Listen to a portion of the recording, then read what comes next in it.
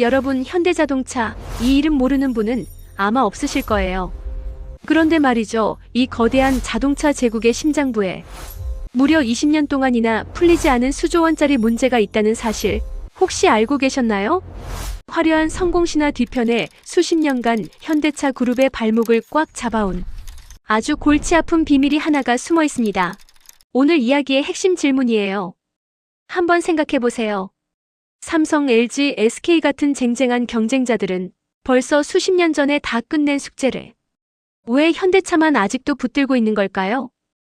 자, 그럼 지금부터 저랑 같이 시간여행을 한번 떠나보시죠.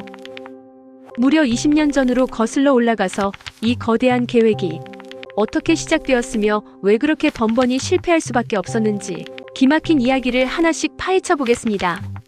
첫 번째, 소유구조의 일회성. 이게 모든 문제의 시작점인데요. 현대차가 왜 다른 대기업들이랑은 다른 길을 걷게 됐는지 그 독특한 구조부터 한번 들여다보죠.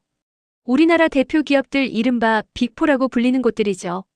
LG, SK, 삼성, 이 회사들은 벌써 투명하게 지주사 체제로 바꿨거나 복잡하게 얽혀있던 순환출자, 고리를 다 끊어냈어요. 그런데 딱 한 곳, 현대차 그룹만 여전히 이 오래되고 복잡한 방식에 꽉 묶여있는 겁니다. 정말 이상하죠? 바로 여기서부터 모든 문제가 시작되는 거예요. 순환출자, 말이 좀 어렵게 들리시나요? 근데 알고 보면 진짜 간단해요. 그냥 계열사들끼리 서로의 주식을 돌려가면서 갖고 있는 거예요. 꼬리에 꼬리를 무는 것처럼요. 이게 진짜 마법 같은데. 이걸 이용하면 총수일가가 아주 적은 지분만 가지고도 이 거대한 그룹 전체를 소유할 수 있게 되는 거죠. 그럼 현대차 그룹의 핵심 고리를 한번 볼까요?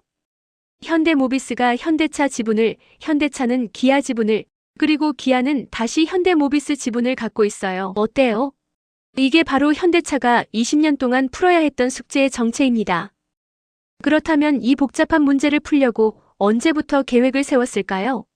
무려 20년 전에 설계됐던 그 거대한 계획, 바로 수조 원짜리 계획의 시작으로 들어가 보겠습니다. 때는 2000년, 당시 정문구 회장이 아들, 지금의 정의선 회장에게 그룹을 안정적으로 물려주기 위해서 아주 큰 그림을 그리기 시작합니다. 바로 2001년에 세워진 현대글로비스라는 회사였어요. 놀라운 건 이 회사가 처음부터 총수 일가가 지분 100%를 가진 사실상 개인 회사나 마찬가지였다는 점이죠. 현대글로비스를 만든 목적은요, 아주 명확했습니다. 후계자인 정의선 회장이 그룹의 최정점에 있는 현대모비스 주식을 사들일 수 있게 어마어마한 돈, 실탄을 마련해주는 것이었습니다. 정의선에 의한 회사였던 셈이죠. 계획은 성공적이었습니다. 어떻게 그게 가능했냐고요? 현대차랑 기아가 일감을 그냥 막 몰아준 겁니다. 덕분에 현대글로비스는 회사를 세운 지 딱 4년 만에 매출이 1조 5천억 원을 넘어섭니다. 우리나라 재계 역사에서도 거의 전례가 없는 초고속 성장이라고 할 수 있죠. 처음에 투자한 돈이 단 50억 원이었는데 회사가 상장하면서 얻은 평가 차익이 무려 1조 3천억 원이었습니다. 투자금의 260배, 이건 뭐 대박이라는 말로도 부족하죠. 하지만 모든 게 완벽하게 흘러가지만은 않았습니다. 이 완벽해 보였던 계획이 정말 누구도 예상치 못했던 암초에 부딪히면서 좌초될 위기에 처하고 맙니다.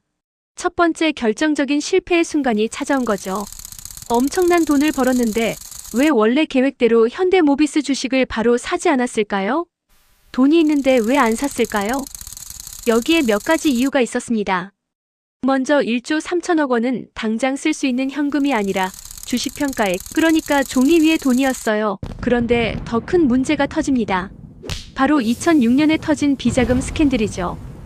이 사건 때문에 사회적으로 엄청난 비난이 쏟아졌고, 이런 분위기에서 경영권을 물려주려고 주식을 산다? 이건 뭐 정치적으로 불가능한 일이 되어버린 겁니다. 그렇게 첫 번째 황금 같은 기회가 허무하게 날아가 버렸어요. 그리고 9년이라는 긴 시간이 흘렀습니다. 드디어 두 번째 기회가 찾아오는데요. 과연 이번에는 계획대로 됐을까요? 자, 이번엔 상황이 달랐습니다. 2015년 드디어 총수 일가가 글로비스 주식을 팔아서 1조 1천억 원이라는 막대한 현금을 손에 넣게 됩니다. 드디어 실탄이 장전된 거죠. 지난번에 가장 큰 걸림돌이었던 현금 부족 문제가 드디어 마침내 해결된 순간이었습니다. 하지만 정말 이상하게도 역사는 반복되더군요. 그렇게 손에 현금을 쥐고도 그들은 또다시 현대모비스 주식을 사지 않았습니다. 아니, 이번엔 도대체 또 무슨 일이 있었던 걸까요? 이번에는 문제가 더 복잡했습니다. 당장 정몽구 회장의 나이를 생각하면 수조원대 상속세가 코앞이었고요. 갑자기 정부 규제가 바뀌면서 어쩔 수 없이 주식을 급하게 팔아야 하는 상황도 있었죠.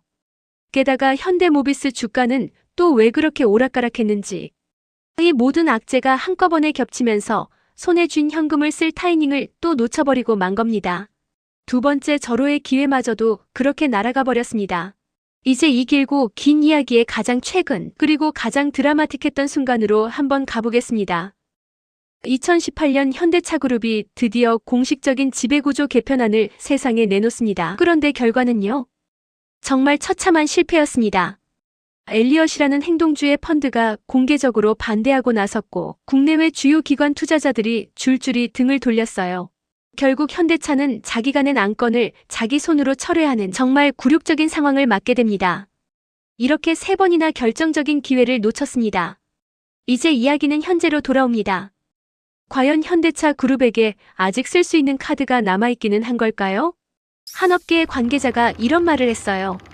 만약 그때 2015년에 모비스 주식을 샀더라면 현대차의 역사는 바뀌었을 것이다.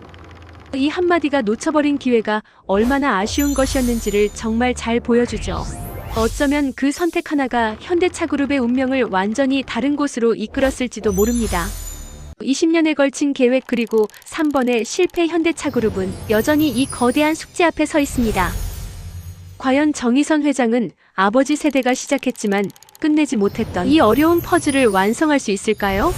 시간은 계속 흐르고 있고 문제의 난이도는 점점 더 높아지고만 있습니다. 이들의 다음 한 수가 현대차그룹의 미래 전체를 결정하게 될 겁니다.